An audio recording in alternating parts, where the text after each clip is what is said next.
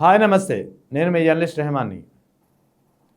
దేశంలోని హిందువులందరికీ అత్యంత పవిత్రమైనది, ఎన్నో పోరాటాలు చేసి, ఎన్నో ఉద్యమాలు చేసి సాధించుకున్నది అయోధ్య రామాలయం.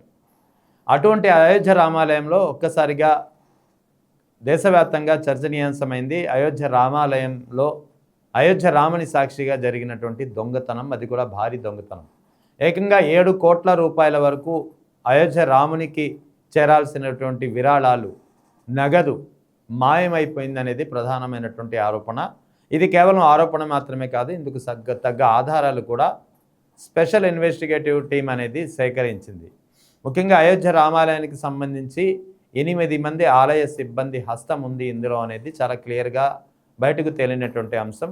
సో ఈ 8 మందిపై కేసులు నమోదయ్యాయి. అంతేకాకుండా ఈ 8 మంది నుంచి 79,85,000 నగదును కూడా ఇప్పటికే పోలీసులు స్వాధీనం చేసుకున్నారు. ఈ 8 మందిని అరెస్టు చేసి జ్యుడిషియల్ కస్టడీకి కూడా పంపించినటువంటి పరిస్థితి. ఇంకా స్పెషల్ ఇన్వెస్టిగేటివ్ టీం విచారణ కొనసాగుతుంది. అంటే ఇక్కడ 7 కోట్ల వరకు నగదు మాయమైందనేది అంచనా మాత్రమే, ఇది ఇంకా పెరగవచ్చు కూడా అనేది కొందరు చెబుతున్నటువంటి మాట. సో అయోధ్య రామాలయం దేశవ్యాప్తంగా దేశానికి ఒక ప్రతిష్టాత్మకంగా, ముఖ్యంగా హిందువులకు అత్యంత తలమానికంగా భావించే అయోధ్య రామాలయంలో ఇటువంటి పనులు జరగడం ఎంతవరకు సమంజసం? ఇదే చాలా కీలకమైనటువంటి ప్రశ్న.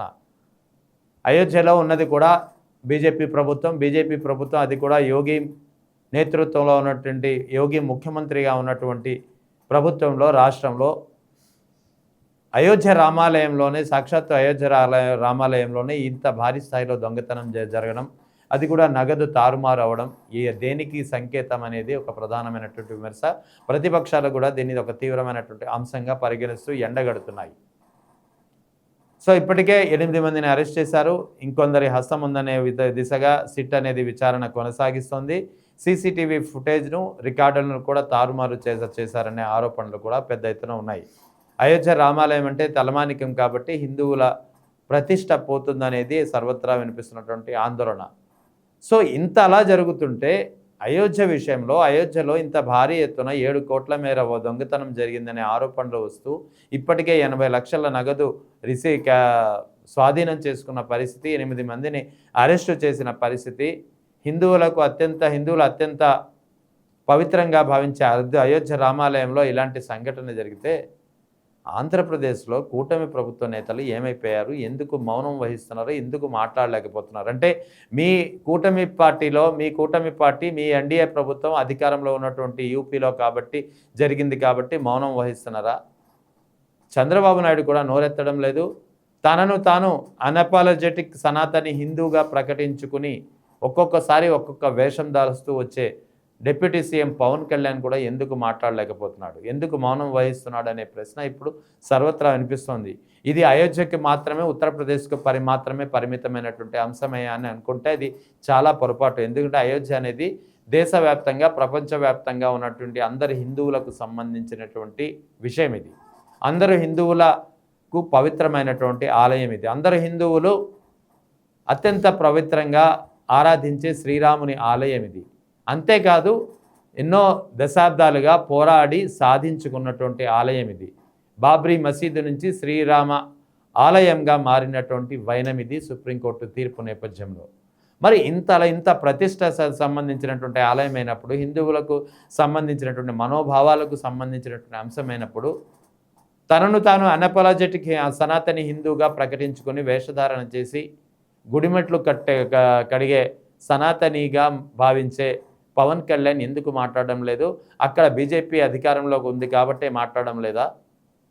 మరి ఇదే ఇక్కడ ఆంధ్రప్రదేశ్లో వైఎస్ జగన్ ప్రభుత్వానికి సంబంధం లేకపోయినా సరే, 2024లో వైఎస్ జగన్ అధికారం నుంచి దిగిపోయినా సరే, 2024లో జూన్లో వెలుగు చూసినా సరే, ఇది తిరుపతి లడ్డూకు సంబంధించిన వ్యవహారం. తిరుపతి లడ్డు కల్తీ అయిందని, ఆ తిరుపతి లడ్డూకు ఉపయోగించినటువంటి నెయ్యిలో జంతువుల కొవ్వు, ఆ కొవ్వు, ఈ కొవ్వు ఉందంటూ ఒక దుష్ప్రచారాన్ని ఏడాది పాటు కొనసాగించినటువంటి కూటమి ప్రభుత్వ నేతలు, ముఖ్యంగా సనాతనిగా చెప్పుకునే పవన్ కళ్యాణ్కు అయోధ్య రామాలయంలో జరిగినటువంటి దొంగతనం ఎందుకు కనబడడం లేదు? అయోధ్య రామాలయంపై ఎందుకు మాట్లాడడం లేదు? అయోధ్య రామాలయం దొంగతనంపై ఏకంగా 7 కోట్ల వరకు దొంగతనం జరిగిందంటూ వస్తున్నటువంటి వార్తల నేపథ్యంలో, అంచనాల నేపథ్యంలో పవన్ కళ్యాణ్కు ఇదంతా ఎందుకు కనిపించడం లేదు? ఇక్కడ తిరుపతి లడ్డూ విషయంలో సాగించినటువంటి వేషధారణ కానీ, వేషాలు కానీ ఇక్కడ ఎందుకు చేయలేకపోతున్నారు? అంటే యూపీలో మీ ప్రభుత్వం, మీ ఎన్డీఏ ప్రభుత్వం ఉందని ఇక్కడ మాట్లాడడం లేదా? ఇక్కడ 24 వరకు వైఎస్ జగన్ ప్రభుత్వం ఉంది కాబట్టి వైఎస్ జగన్పై ఆరోపణలు, ఆ నెపాన్ని తోసేసి తాము పబ్బం గడుపుకుందాం, హిందువుల ఓట్లను కాజేసుకుందాం అనే ఒక ప్రయత్నం ఏదైతే జరిగిందో గత 2 ఏళ్లుగా, అందుకే ఇక్కడ అయోధ్య విషయంలో జరిగినటువంటి ఘోరమైనటువంటి దొంగతనం విషయంలో మాట్లాడలేకపోతున్నారు. సనాతనిగా చెప్పుకున్నటువంటి పవన్ కళ్యాణ్ ఎందుకు మౌనం దాలుస్తున్నారు, ఎందుకు నోరెత్తడం లేదనే ప్రశ్న అందుకే వినిపిస్తుంది. ముఖ్యంగా ఏదేమైనప్పటికీ హిందువులకు సంబంధించినటువంటి అత్యంత కీలకమైనటువంటి అంశం అయోధ్య రామాలయంలో జరిగినటువంటి దొంగతనం, అది కూడా అయోధ్య రామాలయ సిబ్బంది ఇన్వాల్వ్ అయి ఉండడం. ఇక్కడ ఇవి ఆరోపణలకు పరిమితమైనటువంటి అంశం కాదు, ఇది కేవలం యూపీకి సంబంధించినటువంటి అంశం కానే కాదు, మొత్తం హిందువులకు సంబంధించినటువంటి అంశం. 8 మంది అరెస్ట్ అయిన నేపథ్యంలో 80 లక్షల క్యాష్ ఇప్పటికే సీజ్ చేసినటువంటి నేపథ్యంలో దొంగతనం కన్ఫామ్ అనేది క్లియర్గా తెలుస్తోంది. దొంగతనానికి ఆధారాలు కూడా క్లియర్గా ఉన్నాయి. ఇంకా మిగిలిన మొత్తాన్ని అయితే ఇంకా స్వాధీనం చేసుకోవాల్సి ఉంది. ఎక్కడ ఉంది, ఎక్కడ దాచిపెట్టారనేది. అంటే ఇంతలా కళ్ళ ముందు ఆధారాలు కనిపిస్తున్నా పవన్ కళ్యాణ్ కానీ, చంద్రబాబు నాయుడు కానీ నోరెత్తలేకపోతున్నారు, కనీసం స్పందించలేదు ఈ విషయంపై. అదే తిరుపతి లడ్డు విషయంలో కానీ మాత్రం ఎలాంటి ఆధారాలు లేకపోయినా, వాస్తవానికి ఇది వెలుగు చూసింది కూటమి ప్రభుత్వం అధికారంలోకి వచ్చిన 3 నెలల తర్వాతే అయినా సరే, గతంలో ఉన్నటువంటి వైఎస్ జగన్పై ఆరోపణలు చేసి అభండాలు వేసే ప్రయత్నమే జరిగింది, దుష్ప్రచారమే సాగింది తప్ప తిరుమల వెంకటేశ్వరుని ప్రతిష్టను మంటగలిపే ప్రయత్నం చేశారే తప్ప అయోధ్య విషయంలో మాత్రం కనీసం నోరెత్తడం లేదు, మాట్లాడడం లేదు. ఇదే ఎందుకు అనే ప్రశ్న ఇప్పుడు సర్వత్రా వినిపిస్తోంది.